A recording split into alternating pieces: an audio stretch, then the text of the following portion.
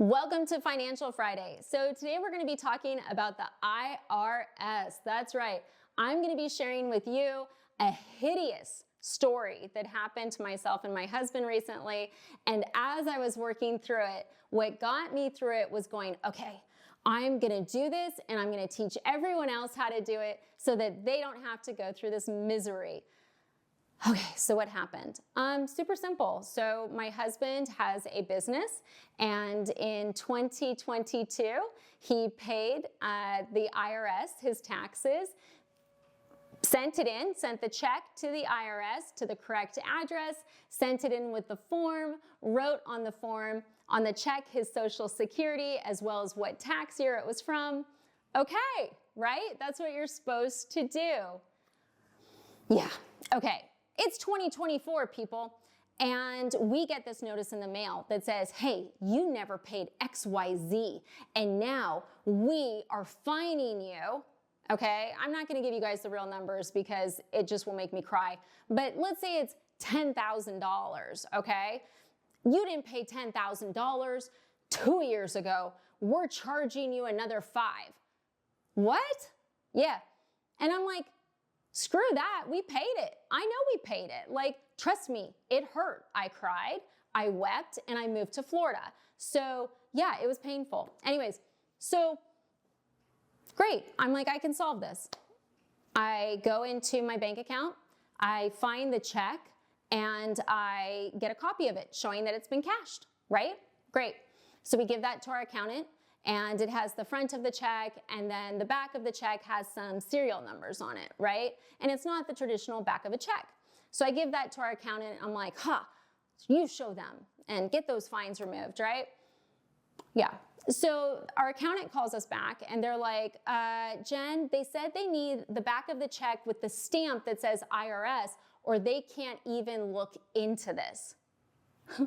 Yeah, they can't even look into this unless they have a check with the stamp on the back. And I'm like, I don't have that. So I'm like, well, it's been a couple years, let me see what I can do. I call the bank and I talk to customer service. I'm like, guys, this is what the IRS is saying. They're saying that they can't even look for the money that you and I both know they cashed without this proof, okay? And to me, that was the moment where I was like, oh my God, like, can they just like steal my money? Like, this is crazy. And that's why I wanted to do this video, is because I know there's other people going through this right now. I know it. And I'm hoping this helps at least one person. So, okay, so I call the bank. They're like, we don't have anything else, but if you go into the branch will be able, they have a special tool where they'll be able to find the back of the check. Okay, so I go into the branch. I'm waiting, and they know how upset I already am because it's just so frustrating, and I'm sure you guys agree with that. And they come back, they're like, we don't have anything else. This is all we have. And I'm like, what do you mean? And they're like, yeah, like someone scanned this check in. It was never stamped. It was electronically scanned. And I'm like, okay.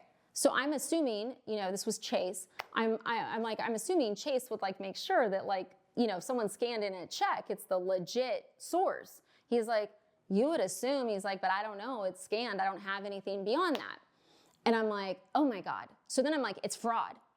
Like this, it was a prior accountant. I'm like, they gave us the wrong address, or maybe, someone at the IRS is committing fraud. Like, I went down the fraud hotline because you guys know me. Like, of course I did.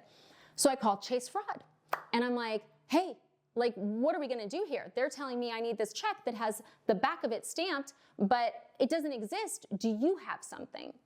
And they're like, I tell them the whole story, and they're horrified, right? And they're like, no, but we have this. Because they had the routing number for where it went. I know. So we're Googling that, and guess where it is? It went to the Federal Treasury.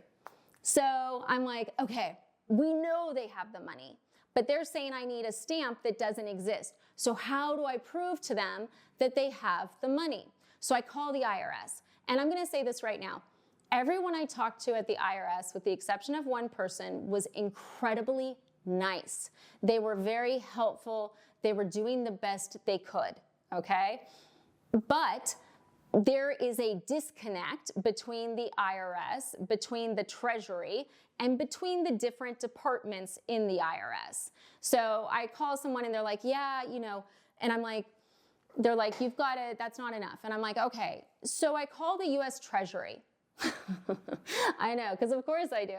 I'm not gonna, no, just no, you do not steal from me. No, and I'm sure it wasn't theft, it's incompetence, but regardless. So they have a special number for payment processing because we had tracked the routing number, everything else. We'd gone down this rabbit hole. I'd found some information.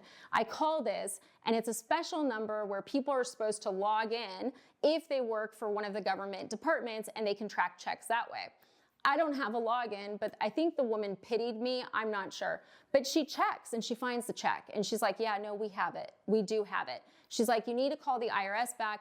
Tell them to look at the check lookup tool. It's this date. Give them this information. This is the payment processing center that cashed it. That should work. So I talked to one more gal at the IRS, and she's like, I don't know what you're talking about. We don't have that system. We had a check system. She goes to look for the check system. She's like, my passwords are deactivated. She's like, try another person. So I called back.